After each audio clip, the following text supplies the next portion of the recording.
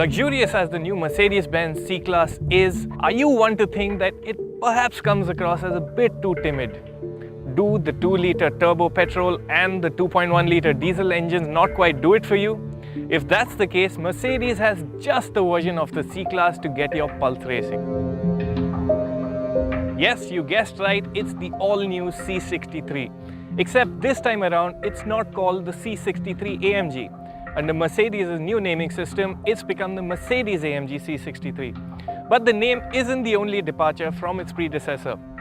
Out goes the 6.2-litre naturally aspirated V8 and in comes a 4-litre twin-turbo V8. Then this one also uses an electrically assisted power steering. It's an important change because the crisp character of the older hydraulic unit is pretty much part of the C63 legend. The older car was a legend.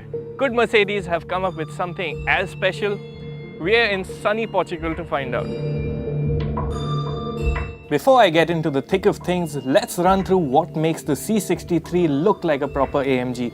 The biggest indicators, that would have to be the trio of large air ducts up front and the twin blade grille. There are wider front wings too. While at the rear, the squared chrome tailpipes further make the C63 look the business. There's a subtle carbon fiber deck spoiler on the India-bound S model as well. To me, the C63 looks aggressive without looking over the top. Into the cabin then. So the C63's cabin is equally inviting. You get all the goodies that you get in a standard C-Class, including this high-resolution multimedia screen. But then what really makes it special is stuff like the carbon fiber trim on the center console or these sports seats. They look fantastic and you can also adjust bolstering on them, which is quite important. You also get this lovely flat bottom steering wheel, beautifully finished paddle shifts, and I think you'll agree with me, it's quite a nice sight to see a boost gauge between the Speedo and the Taco.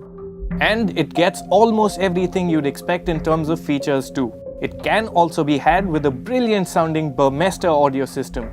Before you ask, no, the speakers are there to play music alone and not reproduce the sound of the engine as on the BMW M3. Mercedes didn't think its V8 needed any sound amplification. As mentioned before, the new C63 features a 4-litre twin-turbo. It's the engine that debuted on the Mercedes-AMG GT and one that will find application on many AMGs to come. The engine sits on dynamic mounts, features direct injection, and places its two turbos within the cylinder V for maximum responsiveness. The C63 is now available in two versions with different power outputs. The base C63, well, if you can call any C63 that, makes 469 bhp.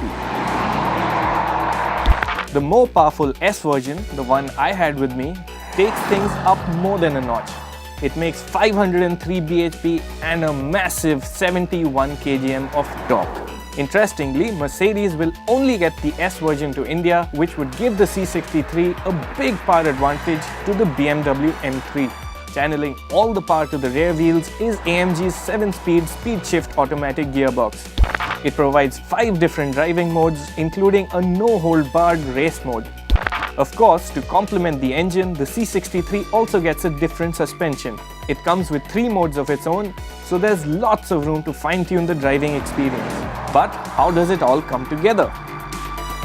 In normal driving, the C63 doesn't feel all that different to the regular C-Class, which is a good thing because remember, this one rides on 19-inch wheels and also gets a sports suspension. But the other things which have left an impression are the sound and the steering wheel. The sound so far not gone too fast, yet there's been a constant bubble, which I love. And then there's the steering wheel. It's as direct and as quick as I remember of the old C63, so that's a very good thing as well. As we made our way through the Portuguese countryside and speeds increased, my fondness for the car just kept growing. There's massive thrust right through the gears, and the good thing is because of the turbo, you don't really need to rev the taillights out of this car to get to its best. The thing is, you will like to rev this car because of the way it sounds. For every 1000 RPM, it gets ever more dramatic. The few chances that I've had to take it to say about 7000 RPM is just built into this full-bodied, full-throated growl. It almost sounds like a NASCAR racer at that time. The oral drama is courtesy a secondary flap in the exhaust system that opens to provide greater volume. Mercedes' engineers say they wanted to retain the emotional sound of the old C63. I think they've nailed that bit. But the C63 doesn't only sound spectacular, it is fantastic around the bends. For something that weighs over 1700 kgs, the C63 is damn agile. There's absolutely no inertia in the way it goes about changing direction, and expectantly, grip levels are awesome, so you can carry lots of speed into corners.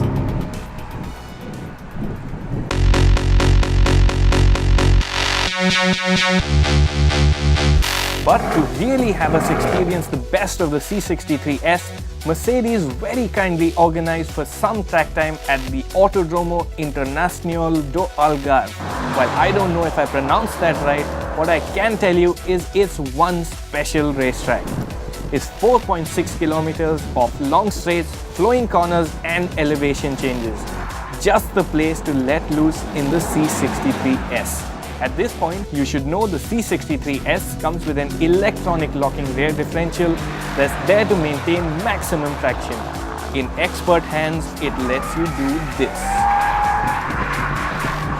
Driving on track just revealed the wild side of the car. With the 3-stage ESP set to sport, the C63 is a hooligan and a car that's easy to get sideways. I was just grinning under the balaclava there. But if serious lap times are what you seek, the C63 will excite you too.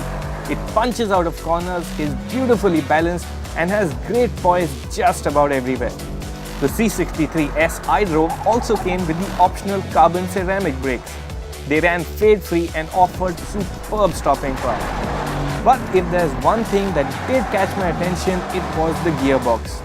Right at the very limit, it's not as alert or responsive to tugs at the pedals as a dual clutch transmission would be. But honestly, that's all I have to bring up. If you are lucky enough to buy one, please book yourself track time at the Buddh International Circuit or the Chennai racetrack, because this is one incredibly engaging package. And don't forget to make the most of the rear seats to scare your friends silly. The C63S will come to India in the third quarter of 2015 and is expected to be priced around Rs 1.3 crores ex-showroom. Spectacular. That's pretty much how I would sum up the new C63S.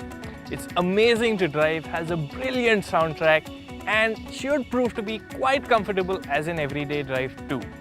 But what really distinguishes the C63 to me is that this car has got character. It's got soul. It may be cutting edge underneath, but it still feels like an old school muscle car. In that sense, the C63 legend lives on.